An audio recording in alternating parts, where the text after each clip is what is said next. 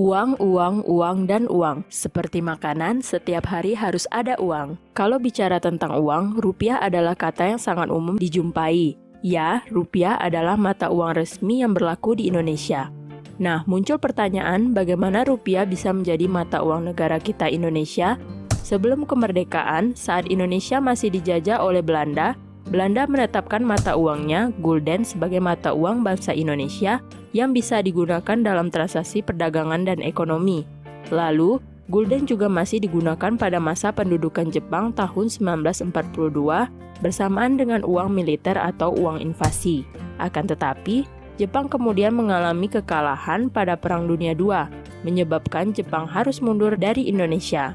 Momen tersebut dimanfaatkan oleh Indonesia untuk memproklamasikan kemerdekaan pada tanggal 17 Agustus 1945.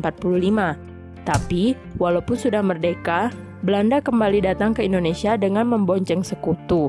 Dan uang yang diberlakukan oleh Belanda saat itu adalah Netherlands Indies Civil Administration atau NICA, guna menggantikan uang Jepang sebelumnya. Menanggapi hal tersebut, pemerintah Indonesia, Presiden Soekarno, mengeluarkan aturan pelarangan mengedarkan dan menggunakan uang NICA pada tanggal 2 Oktober tahun 1945. Pemerintah Indonesia saat itu memutuskan untuk membuat mata uang sendiri sebagai identitas dan bentuk kedaulatan ekonomi Indonesia. Kedaulatan mata uang dalam negeri memiliki arti yang sangat penting, yakni dari segi ekonomi, Indonesia tidak akan lagi didikte oleh negara asing seperti Jepang dan Belanda. Keputusan ini juga dilakukan untuk memperbaiki keadaan ekonomi yang pada saat itu sedang terjadi inflasi.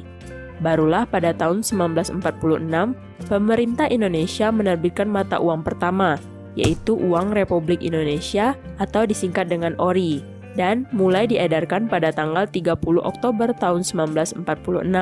Sebenarnya, proses pembuatan, pencetakan, dan peredaran uang ORI memiliki banyak kendala. Hal itu terlihat pada uang ORI pertama yang emisinya tertulis pada tanggal 17 Oktober tahun 1945 dan baru bisa beredar pada tahun 1946.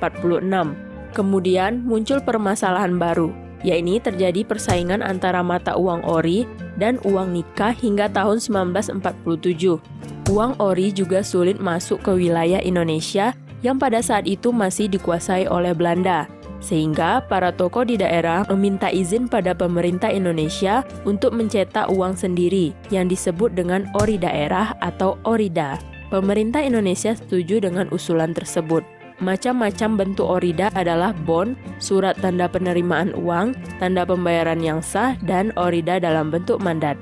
Namun, Belanda tetap ingin menjadikan uang NICA sebagai satu-satunya alat pembayaran yang sah di Indonesia. Hal itu disampaikan dalam konferensi Meja Bundar atau KMB tahun 1949. Dan tentu saja, para tokoh dan pemimpin daerah seperti Sri Sultan Hamengkubuwono menolaknya. Sehingga setelah itu diajukan agar diadakan survei pada masyarakat dan hasilnya ORI terpilih menjadi alat pembayaran yang sah.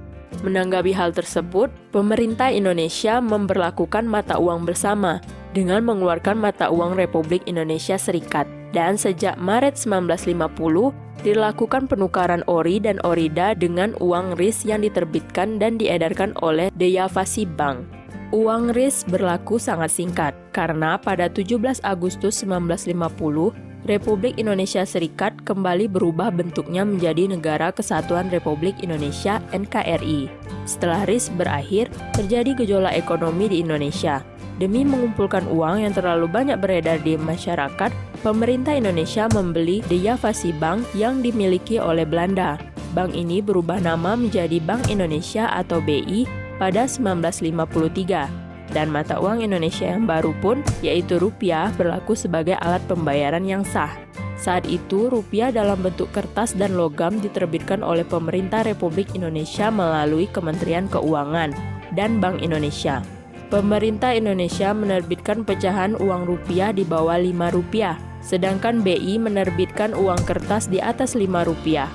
Itulah tadi sejarah kenapa mata uang rupiah menjadi alat tukar yang sah di Indonesia. Sampai jumpa di video keuangan berikutnya. Terima kasih.